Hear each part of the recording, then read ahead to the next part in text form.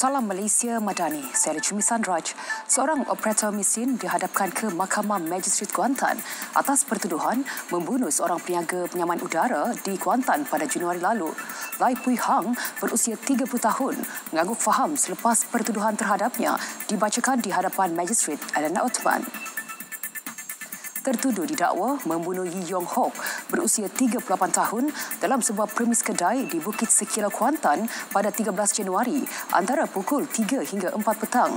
Lelaki itu didakwa mengikut Seksyen 302 Kanun Kesiksaan yang membawa hukuman mati atau penjara tidak kurang 30 dan tidak kurang 12 kali sebatan. Pihak pendakwaan tidak menawarkan sebarang jaminan ke atas tertuduh memandangkan kes tersebut tidak boleh dijamin.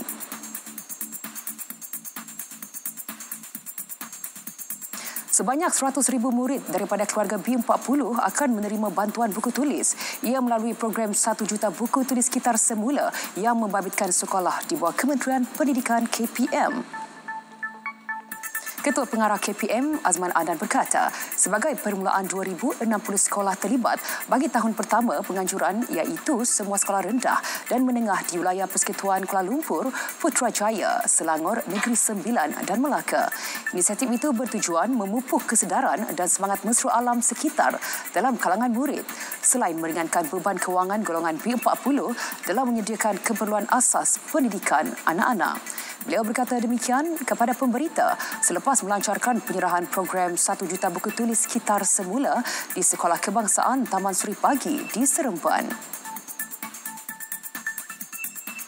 Pencapaian pelaksanaan Sekolah Rintis Bangsa Johor SRBJ di 4 buah sekolah akan dinilai dalam tempoh 6 bulan hingga setahun. Esko Pendidikan dan Penerangan Johor, Aznan Tamin berkata, pemantauan pembelajaran pelajar terlibat pula dilaksanakan pada setiap bulan bagi memastikan kelancaran dan keberkesanannya. Pelaksanaan SRBJ itu melibatkan 2,574 pelajar daripada Sekolah Menengah Kebangsaan Seri Kota Puteri 2 dan Sekolah Kebangsaan Seri Puteri 4 di Masai serta SMK Tasik Utara dan SK Tasik Utara di Johor Bahru. Pihaknya akan turut mengadakan sesi libat urus bersama ibu bapa pelajar terlibat pada 20 Februari ini berhubung hasrat dan objektif pelaksanaan SRBJ.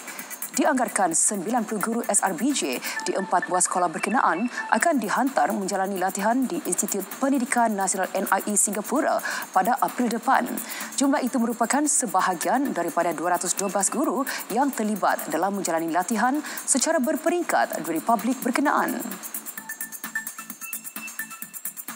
Lebih 70% daripada hampir 60,000 murid tabika Pratafis di seluruh negara berjaya menguasai lebih 10 surah pendek Al-Quran pada tahun lepas.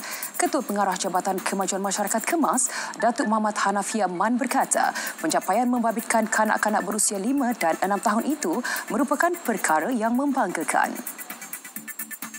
Program berkenaan telah dilaksanakan secara rintis di 100 tabika kemas melibatkan 1,500 kanak-kanak pada 2023. Penyertaannya meningkat hampir 60,000 kanak-kanak pada 2024.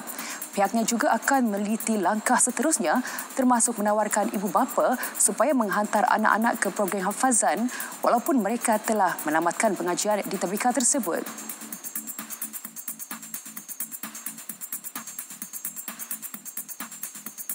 Kerajaan Negeri Pulau Pinang tampil menganjurkan Festival Fashion Usahawan Pulau Pinang FFUP 2025 sebagai inisiatif bagi memartabatkan industri fashion tempatan. Festival yang dianjurkan buat julung kalinya itu mendapat penyertaan sebanyak 200 mereka fashion tempatan. Esko Perdagangan, Pembangunan Keusahawanan dan Luar Bandar Pulau Pinang, Datuk Rashidi Zinul berkata, ia merupakan platform terbaik dalam mengetengahkan industri fashion tempatan selain membimbing usahawan dalam memajukan perniagaan mereka. Beliau berkata demikian kepada pemberita selepas merasmikan festival tersebut di Georgetown. FFUP turut mendapat kerjasama daripada Kolej Komuniti Bukit Mertajam dan Perbadanan Pembangunan Pulau Pinang. Sekian berita semasa dari Sungai ke Segara, Palestin pasti merdeka. Salam Malaysia Madani.